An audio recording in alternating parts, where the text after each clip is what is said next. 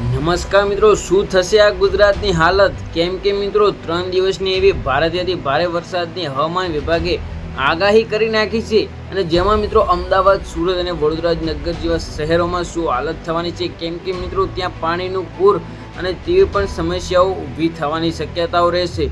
તો મિત્રો તમે શું જાણો છો કે 6 થી આજે 1 ઓગસ્ટ શનિવારના સવારના 6 વાગ્યા સુધી વરસાદના આંકડા ઉપર નજર કરીએ તો ચોક્કસથી કહી શકાય કે 14 જિલ્લાઓમાં તેમને ભારેથી ભારે વરસાદની આગાહી કરવામાં આવી હતી, જેમાં મિત્રો 9 જિલ્લાઓમાં એલર્ટ જેવો વરસાદ ભારે પણ પડ્યો છે, જ્યારે 5 જિલ્લાઓને ઓરેન્જ એલર્ટ જેવા વરસાદ પડ્યો છે.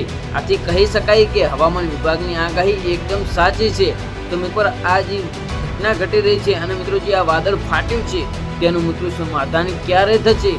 તો મિત્રો આ આગાહી રહેવાની છે 1, 2 અને 3 તારીખ, જેમ કે 1 ઓગસ્ટ 2026થી લઈ અને 3 ઓગસ્ટ સુધી આ હવામાનની આગાહી રહેવાની છે મિત્રો. એટલે તમારી સાચવીથી તમે રાખી લેજો અને જેથી કરીને મિત્રો તમારે કોઈ મુશ્કેલી ના પડે તેવા તમે વેતમાં રહેજો, કેમ કે ગુજરાત ઉપર વરસાદનું વાદળ ક્યારે પણ ફાટી શકે છે.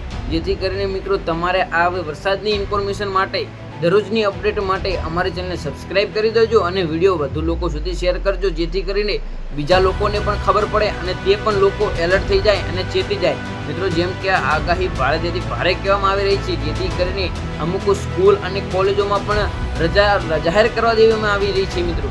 તો તમને વિડીયો કેવો લાગ્યો કમેન્ટમાં જરૂરથી જણાવજો. મળીએ આપણે બીજા અપડેટમાં. જય માતાજી.